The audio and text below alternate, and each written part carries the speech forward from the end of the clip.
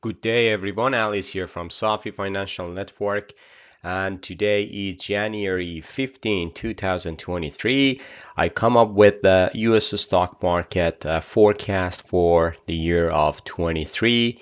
And just before we are getting to the detail for the forecast, I just want to mention this forecast is based on my analysis in different aspects. I went through different charts, different cycles, and different stuff I checked before coming up with this forecast.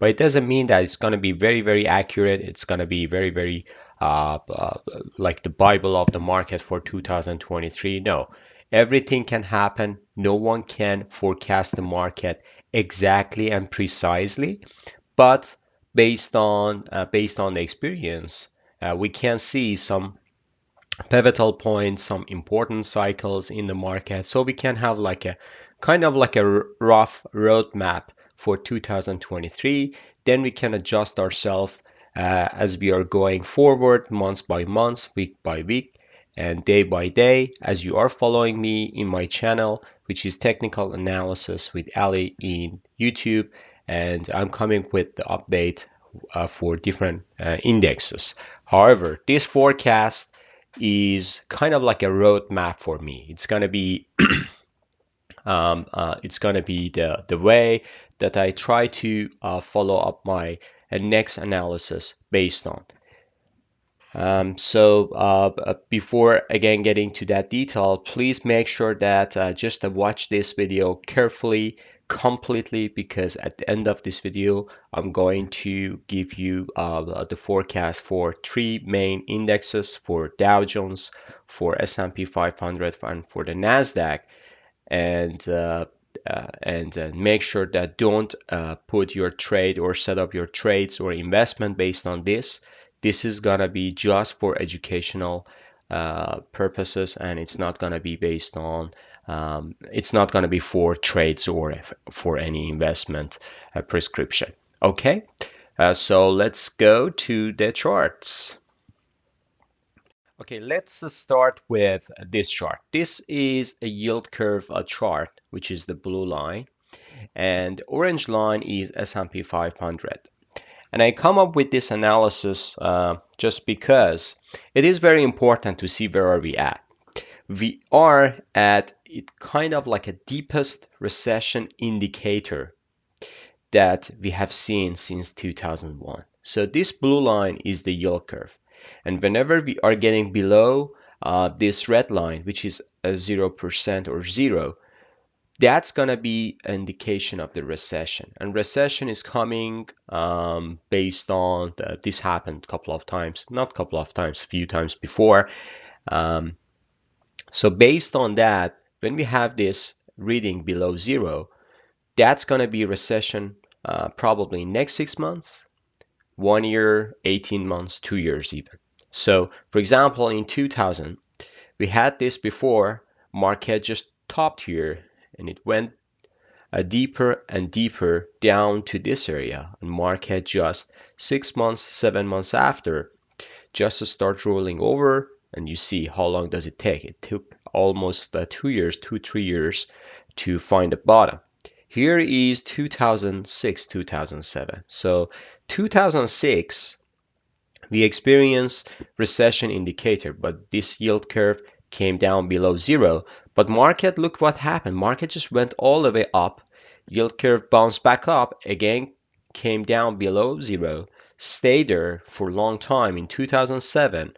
And in October, September 2007, it depends which indexes you're following, but all three of them in September and October 2007 topped and started to roll over, and market find its bottom in March 2009. So again, this yield curve shows us we are heading into recession, but it doesn't give us a precise moment. Here is another one.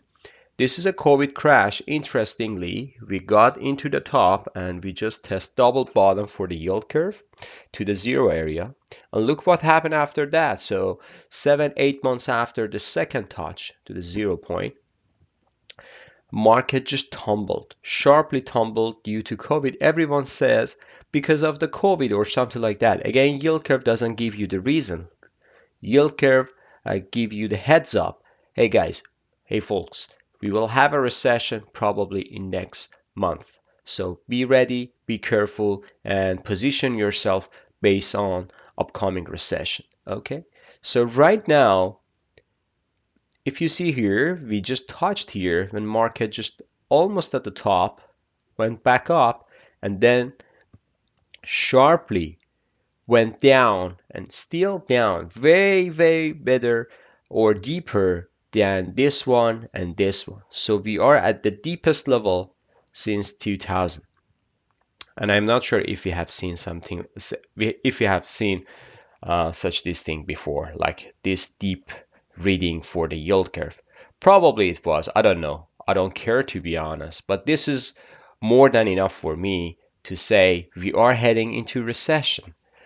But interestingly, when it comes back up sharply and topped here, you will see the bottom of the market. So, are we at the bottom of the market? No. So look at that again. When it is topped here, market found its bottom. Just in this time, market didn't find its bottom when it was here. So market find the bottom when yield curve was very, very positive. But still, it went more upside. However, yield curve were into positive territory when market find its bottom. So we need to wait for the yield curve to coming back all the way up to positive territory. And when we are seeing a positive territory, and when we see market is kind of like a below, so when we see a divergence between yield curve and a stock market, then we should see, or we should say, the bottom in a stock market. So all in all, I just spend a lot in this chart because understanding this chart is very, very important. Some people are saying, okay, recession is done, we are in recession, and probably market find it bottom. No, market doesn't find it bottom until yield curve is getting to the upside and probably close decently in positive area, right? So then we can say there is a huge divergence between a stock market and yield curve reading. Then we should say the bottom is pretty close. Okay, so that's the first slide. The next slide is here. So this is the junk bond. Junk bond index is a blue line, and orange line, as the same before, is S&P 500. So as you see here, we have junk bond and a stock market nicely correlated with each other. So when junk bond is coming down sharply, stock market is coming down. Junk bond is coming down here, stock market find it bottom. Junk bond is coming here down, stock market find it bottom. Junk bond again down, stock market find it bottom. So, but interestingly, junk bond is very, very low now, and probably we are heading to the another lower low, or just a double bottom or triple bottom here around this area, which is coming along in this area as well. So make sure just look at this chart along with S&P 500 as well, because it signals kind of we are getting close at least for a sizable bottom or decisive moment for the market to see if we are getting to the bottom and sizable move to the upside, right?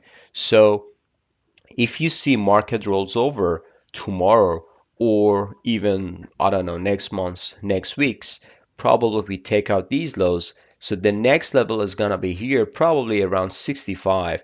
And that's going to be very, very interesting moment to see if stock market is coming down to this area. And probably that's going to be the bottom. So in next slides, I'm going to talk about stock market cycles. But based on these two charts, we are not at the bottom yet. Are we expecting for the lower low? We will see. We will see in future. Make sure watch this video carefully and completely, just because I'm covering a lot for this one. Okay. The next slide is we are going back to 100 years ago. This is Dow Jones Industrial chart for 1915, 1914, 1915, all the way to 1929. And as you see here, it took 15 years.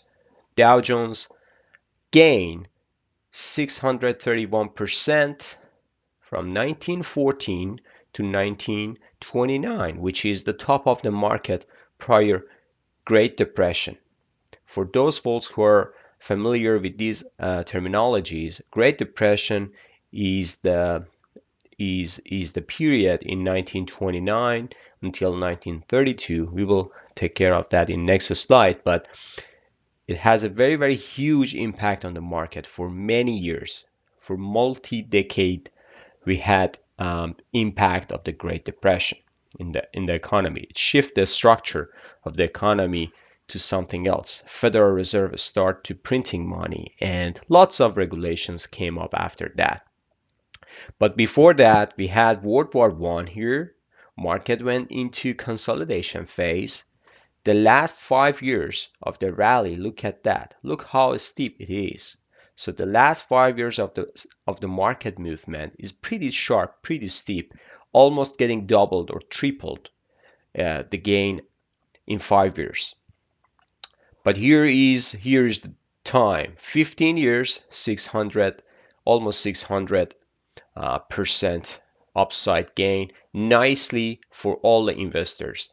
And investors, as you know, they're coming to the market here, probably here, probably here, kind of like a last 2-3 years of the move, just because they think that they're missing the opportunity, or FOMO.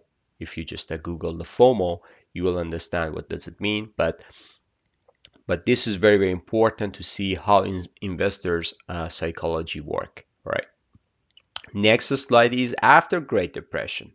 So here's the Great Depression top, 1932, market just tumbled, and it took all the gain, lost all the gain for last 15 years. Just imagine, in 15 years, market went up. In 3 years, market just lost all the gains and even went to the negative territory. Just look at this line. This line is there, so around 55 or something point, and now we are below that. So after 3 years, it just lost all the gains. So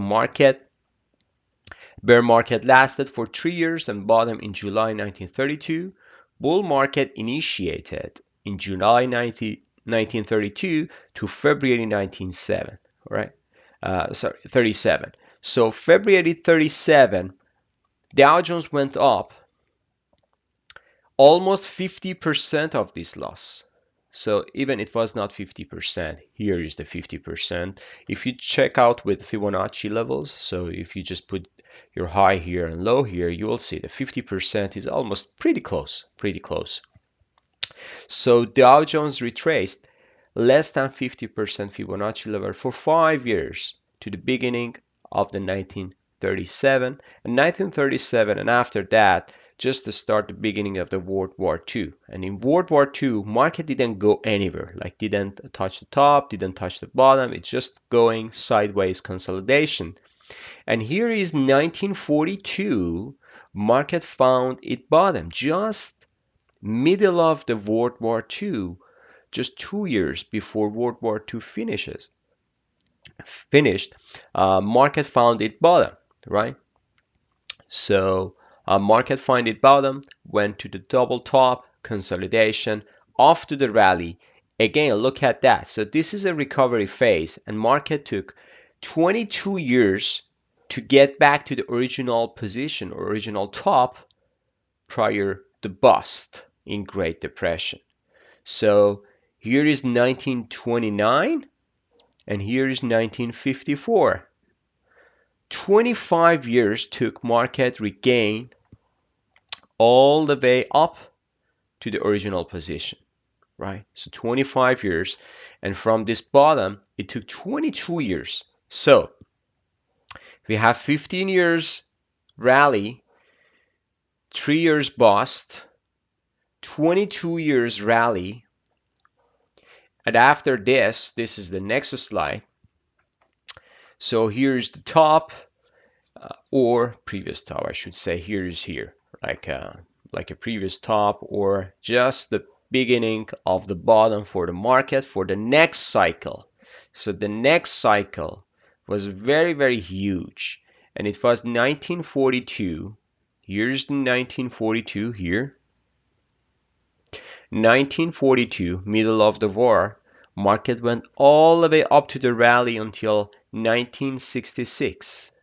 So we can say the next phase of the rally again took 22 years. Dow Jones Industrial had a climax on January 66. So January 66, just to start the beginning of a new era for the market. And in this period, Dow Jones regained 945%, and investors were happy. Pretty uh, uh, I would say pretty substantial for the market, like almost 1,000%. But within this bull market, do we have a crash? Yes, we did. We did have a crash here. We did have a crash here, or we did have a consolidation period. And look at again the last 5 years of the rally was epic. It was pretty sharp, parabolic to the upside, right? So again, 22 years, and what do we expect for the next phase? So here we had 15 years up, sharp sell-off, 25, 22 years, get back to this area. We have another 22 years. The next cycle would be something around 20 years, right? So that's kind of like a repetition. And here's the thing.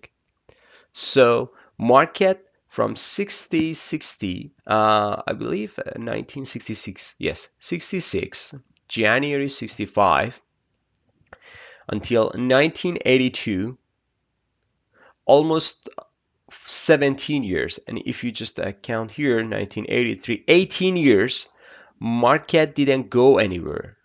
Market went into a long, or I should say 2 decades of consolidation.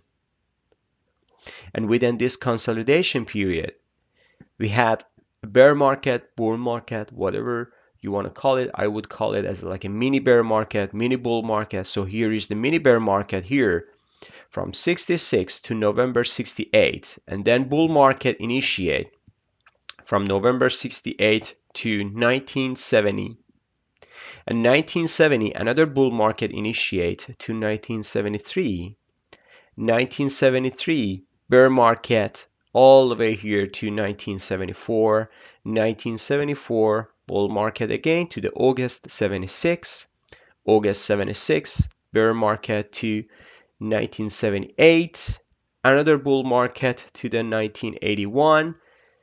The last bear market just lasted 1 year.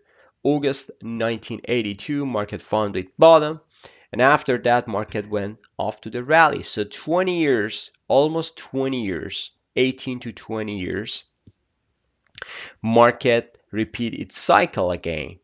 So 20 years rally, 20 years probably a drop and or consolidation within that consolidation, because it's not gonna stuck in one place. It goes to the up and down, up and down. It goes to the high, it goes to the low, goes to the high. And these mini bear market or bull market just happened within this consolidation area. So this is an oil crisis or inflationary period. We are experiencing the same thing, almost experiencing the same thing in our situation. Oil price is high. We are in inflationary period, and I believe we are into a consolidation phase for a decade, at least for 10 years. Started just in 2021, 2022. So we are at the beginning of that correction, and we will get back to our current situation. We are going to review S&P, Nasdaq, and Dow Jones for 2023. But before that, let's move on. So we are at 82. Here is the 82, and look at the rally, substantial rally. So we talked about 1,000%, almost 900 for the last rally phase. This phase is very, very substantial. The next phase of multi-years rally took 18 years. Again, look at the number, 18 years, August 1982 to January 2000 top. So here's the January 2000 top, and look at the last 5 years of the rally. Last 5 years of the rally were substantially epic. It was substantially high, parabolic move to the upside. Look at that. This is phenomenal, substantial move, right? Marvelous. And here in 2000, as you know, we call it the dot-com bubble. But before get back to this, look at that. So within even this rally, we had a crash. This is very, very important crash. But look at the size and look at the rally after that. So this is a Black Monday, October 1987 crash, right? But after this crash, market didn't go anywhere, like for 2 years, and for 2 years consolidation, then slightly going up. And last phase, it was very, very epic to the dot-com bubble, right? So January 2000 for the Dow Jones, it was at the top of the dot-com bubble, right? So it took 2 years for the dot-com bubble. Next slide is here. So again, here is the dot-com bubble.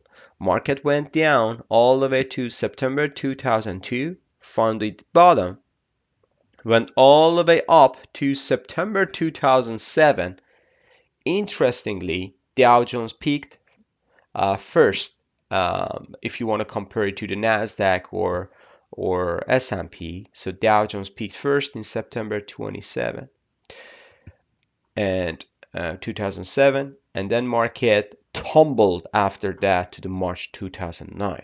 But look at that. So this is, I know it's kind of like a rally, tumbled or sharp sell-off or bear market, bull market, but this is again very, very similar to the consolidation or consolidation period, right?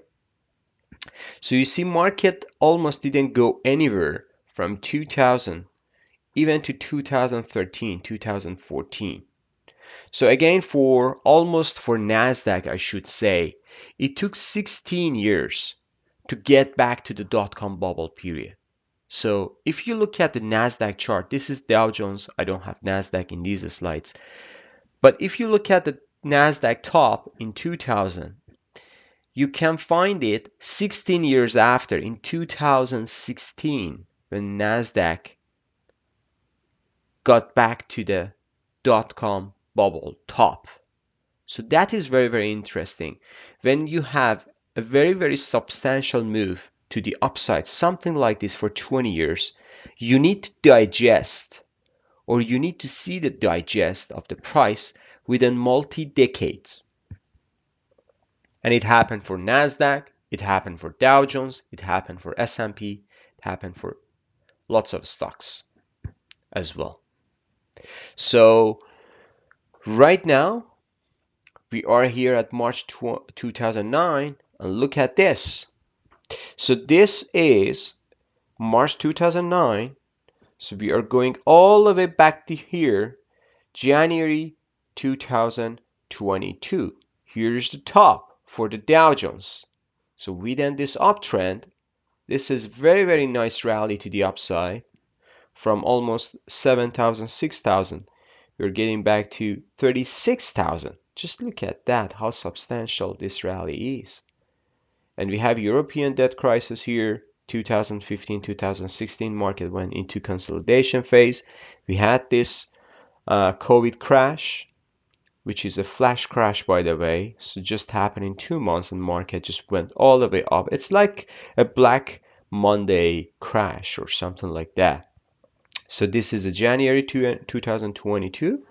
And I think this is my forecast for Dow Jones. We will get back to here in the months of March.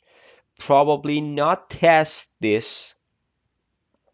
Probably we are not testing this low. I believe Dow Jones had its low.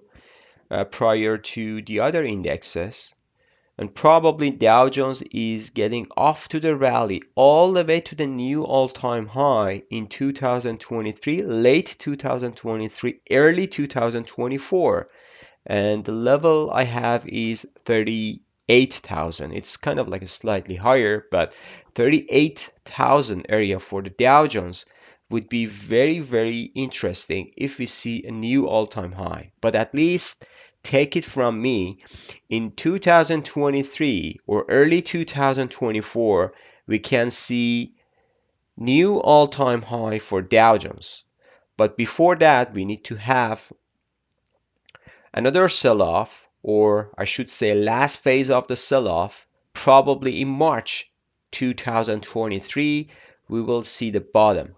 As we saw here, March 2009, as we saw here, where is that? Here, sorry, March 2020 as a COVID crash bottom, right? So March 2020, COVID crash bottom. So we will heading into another March, and probably the next March, which is coming in less than 2 months, we are seeing another market bottom. And this bottom for Dow Jones, I'm not sure if we take out this low, probably just the higher low, around 30,000 area. And that's going to be the last buying opportunity for Dow Jones Industrial stocks to another substantial leg higher, probably for a new all-time high. So this is my forecast for Dow Jones. The next slide is S&P 500.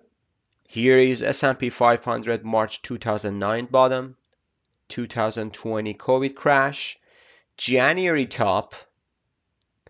So this is my forecast for this year. Probably we are getting to the March low here in 2023, something around 3,200 to 3,400.